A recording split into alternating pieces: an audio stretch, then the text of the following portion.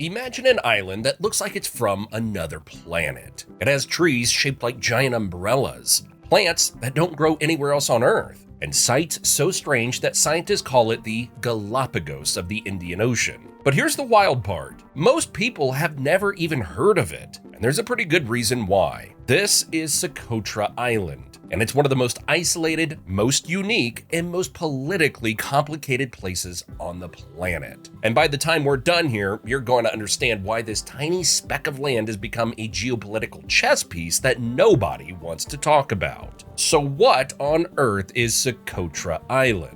Stick around as we break down everything we know about this strange and mysterious place. The first question to answer is, where even is it? Well, that's where things get interesting and, quite frankly, a little bit confusing. Socotra sits smack dab in the middle of nowhere, about 240 kilometers off the Horn of Africa. If you're looking at a map, it's floating in the Arabian Sea between Yemen and Somalia, closer to the African coast than anywhere else. Now, here's where things get weird. Socotra is technically Yemeni territory. Like, officially on paper, it belongs to Yemen. But here's the thing, it's actually sitting on the African tectonic plate. Geologically speaking, the island is African. It's closer to Somalia than it is to mainland Yemen. In fact, it's so far from Yemen's chaos that the ongoing civil war has barely touched it. Think about that for a second. You've got Yemen's territory sitting on Africa's geology, and as we'll see, it's basically run by Gulf powers who aren't even from the region. It's like a geographical puzzle wrapped in a political riddle. The isolation isn't just political, it's been going on for millions of years. Socotra split off from the Arabian Peninsula about 6 million years ago, and that separation led to something truly unique. When you're cut off from the rest of the world for that long, evolution goes wild. We're talking about a place where a third of the plant species exist nowhere else on Earth. Nowhere. It's basically nature's own laboratory, forgotten by time and hidden from the world. As we dive into the story of this strange island, let's start with the wildest facts. The ones that sound made up, but are actually real. You probably won't believe some of these.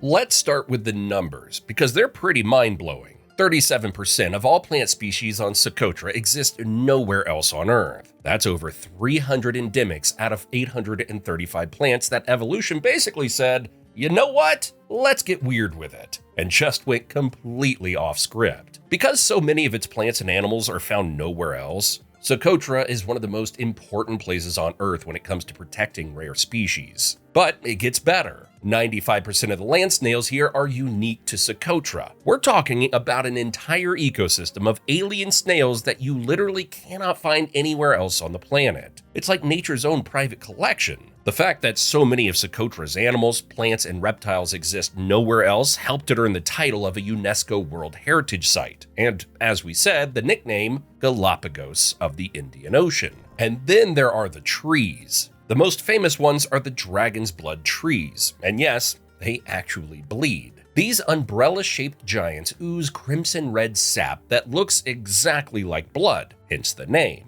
Ancient traders used this stuff for medicine and dye, and honestly, when you see one of these trees bleeding red in the desert, you'll understand why people thought this place was supernatural. Speaking of trees that look like they're from another planet, you've also got bottle trees that look like someone inflated a tree trunk, cucumber trees that are shaped exactly like their name suggests, and get this, there's even glow-in-the-dark fungi. And by studying bioluminescent fungi like these, scientists think we could one day use them as a natural light source, helping us rely less on fossil fuels. And the animals in Socotra are just as mind-boggling. For instance, every single scorpion you find on Socotra exists nowhere else. 100% endemic scorpions. And the same goes for most of the spiders. And here's what is perhaps the strangest fact that you won't believe. The goats here climb trees. No kidding. These goats have figured out how to scramble up into the branches like they're part monkey. According to National Geographic, the goats' climbing is an instinctive behavior driven by their attraction to the fruit and their natural agility. But tracing back a little, this entire ecosystem basically revolves around those bleeding dragon's blood trees. They're what scientists call an umbrella species, meaning they create the conditions that allow everything else to survive. They catch fog from the air and funnel water down to the soil, creating these little oases that support dozens of endemic creatures. take away the trees and the whole system collapses. And that's basically what's happening. Only about 10% of the original dragon tree habitat remains. And scientists predict that up to 45% of what's left could be gone by 2080. So this alien paradise is more fragile than it looks. So you're probably wondering who's actually in charge of this strange island. Well, once again, it's not a simple answer, but we'll try to explain it as clearly as we can. On paper, Socotra belongs to Yemen. It's been an official Yemeni territory since 2013, and if you look at any map, it'll show up in Yemeni colors. However, if you actually visit Socotra, the only flags you'll see flying are from the UAE. So let us paint you a picture of how this actually happened. While Yemen has been tearing itself apart in a brutal civil war since 2014, Socotra has been sitting there, 240 kilometers away from all the chaos, basically forgotten by its own government. And when a government can't take care of its territory, other people step in to fill the void. Enter the UAE. The Emiratis looked at this strategic island, sitting right in the mouth of one of the world's busiest shipping lanes, and thought, you know what? We can work with this. So they started pouring money into the place. We're talking roads, hospitals, a brand new airport, a new port, and they even built an entire city called Sheikh Zayed City, named after the UAE leader. Subtle, right? This city includes residential units, as well as educational and health facilities. But it wasn't just infrastructure. The UAE started funding everything. They're paying the salaries of Socotra civil servants. They're operating the phone towers. They're running tourist agencies. It's like they've turned Socotra into a UAE dominion without actually calling it that. The breaking point came in 2018 when UAE forces just showed up unannounced, deploying 4 military aircraft and more than 100 troops. No warning, no permission. They just landed troops on the island. And it's fair to say locals were not happy. Protests broke out, and Saudi Arabia had to step in to mediate and force a UAE pullback. But by 2020, the UAE-backed Southern Transitional Council staged what was basically a takeover of the island anyway. And Saudi Arabia? Oh, they're in on this too.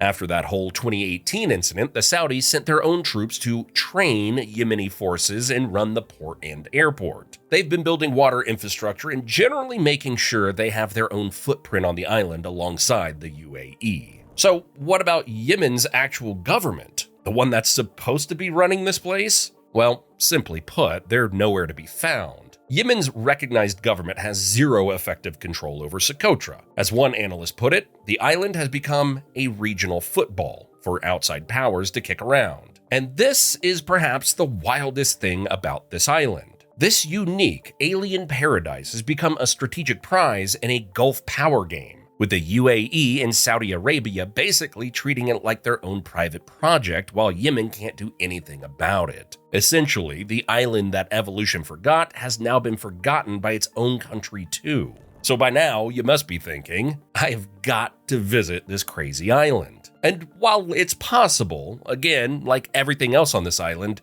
it's far from simple. Alright, let's say you want to visit Socotra. First question, how do you get a visa? Well, technically you need a Yemeni visa because, remember, this is officially Yemen. But here's the hurdle. Yemen's embassies around the world basically don't function anymore because of the civil war. So how exactly are you supposed to get permission to visit? Enter the UAE. You can fly from Abu Dhabi, UAE. However, you cannot book these flights independently. You need to arrange your trip through a licensed Socotra tour operator, who will handle the flights and visa. But there's another little hurdle to jump over. UAE-sponsored charter flights from Abu Dhabi typically only run from September to May. What happens in practice is that tour operators get visas through Socotra's local authorities, basically the governor's office that's running things on the ground. The result? Many visitors arrive with nothing more than an airline-issued piece of paper visa that they pick up en route. It's like the world's most informal border control system.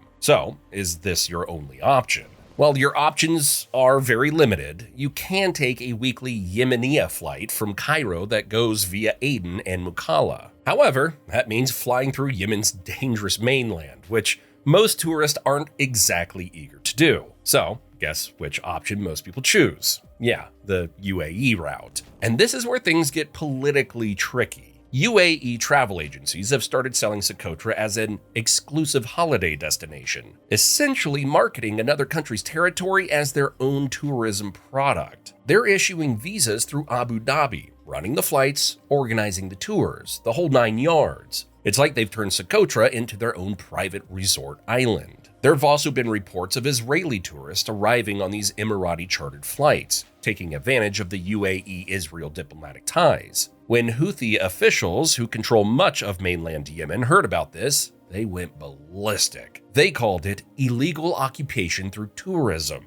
and demanded the arrest of tour operators. Imagine that, a simple vacation becomes an international incident. The locals have mixed feelings about all this. On one hand, tourism brings desperately needed income. Socotra's tourism chief has said that they live better than those on the mainland thanks to tourist dollars. But on the flip side of the coin, there's growing alarm about uncontrolled development. So yeah, you can definitely visit this incredible place, but you'll basically be participating in a geopolitical soap opera just to get there. Your visa comes from a government that doesn't control the island. Your flight is sponsored by a foreign country, and your tourism dollars are funding what some people call an occupation. I know we've said this a lot already, but this is where it gets really weird. Even Yemenis sometimes need permission to visit their own island. Think about that for a second. Citizens of Yemen need to get approval to visit part of their own country because the people actually running the place aren't technically their government. So if after all that you do want to visit, or perhaps you want to find out a little bit more, we have you covered. Because there are plenty of statistics and stories from the past and present that help build a bigger picture of this mysterious island.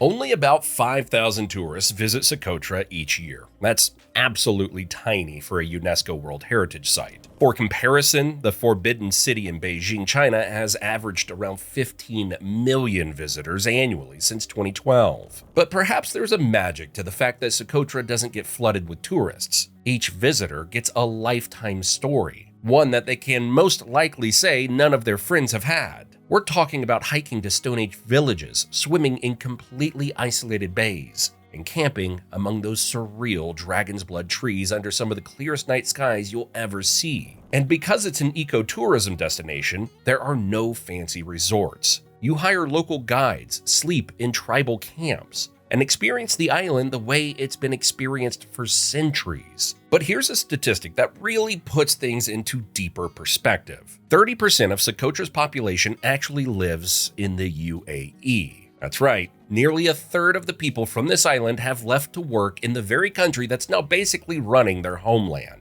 It's like the island is being administered by remote control. The island has weathered some serious storms too, literally. During a cyclone in 2015, 308 frankincense trees were killed. That might not sound like much, but remember, these are ancient trees that have been growing for hundreds of years, and they're part of that fragile ecosystem we talked about earlier. An additional 230 trees died in the following 2 years. To go back a little bit further, what's really fascinating is Socotra's history as a trade crossroads. For thousands of years, this island sat right at the center of ancient maritime trade routes. Greek writers mention Socotra supplying aloe and the resin of trees unique to the island. Roman ships stopped here, Indian merchants traded here, and even Chinese sources from the 3rd century mentioned a Socotri king who was subject to Rome.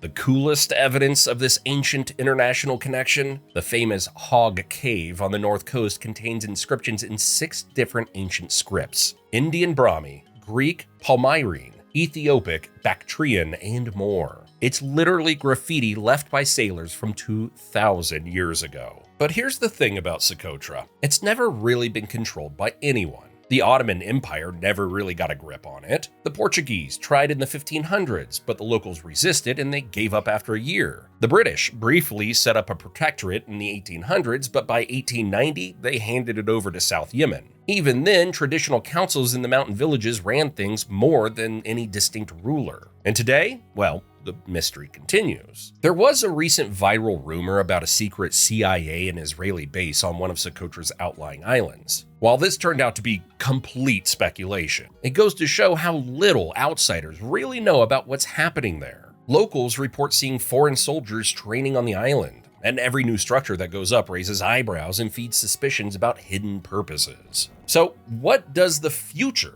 look like for Socotra? Is this island being saved or colonized? On one hand, you've got UNESCO designation as a World Heritage Site. That's supposed to mean something, right? International recognition that this place is so unique and important that it needs to be protected for all humanity. Conservationists are working desperately to save what's left of those dragon's blood trees and the fragile ecosystems that depend on them. They're sounding the alarm about potential ecological collapse if something doesn't change soon. One dragon's blood tree brings a huge amount of water into the system. And if you lose a tree, you also lose hundreds of liters of water each year that would otherwise go into the system. But on the other hand, you've got UAE development that's moving at breakneck speed. We're talking about roads, malls, and even a proposed golf course on a UNESCO World Heritage Site. The UAE says they're rebuilding and developing Socotra for the good of the local people. And sure, the locals are seeing improvements in infrastructure and economic opportunities. However, when you're building radar towers and rumored surveillance bases on outlying islands like Abd al-Quri, it starts to look less like aid and more like strategic positioning. The uncomfortable truth is that Socotra has become a testing ground for a bigger question. Can a place be developed and preserved at the same time? Or are we watching the slow transformation of one of Earth's last truly unique places into something entirely different? Socotra is an Eden on paper, but whose Eden? What will happen when Yemen's war ends and the government tries to reassert control? What happens when global powers fully circle back to this strategic piece of real estate sitting at one of the world's most important shipping lanes? This little-known island sits at the crossroads of weirdness and geopolitics, where alien-looking trees meet international power games, where ancient trade routes become modern military strategy, and where conservation efforts compete with development dreams. Socotra is real. It's happening right now, and it demands our attention. Because what happens to this forgotten paradise might just tell us everything we need to know about how the world really works, and what we're willing to sacrifice for power, progress, and control. The question isn't whether Socotra will change, it's whether it will survive the change.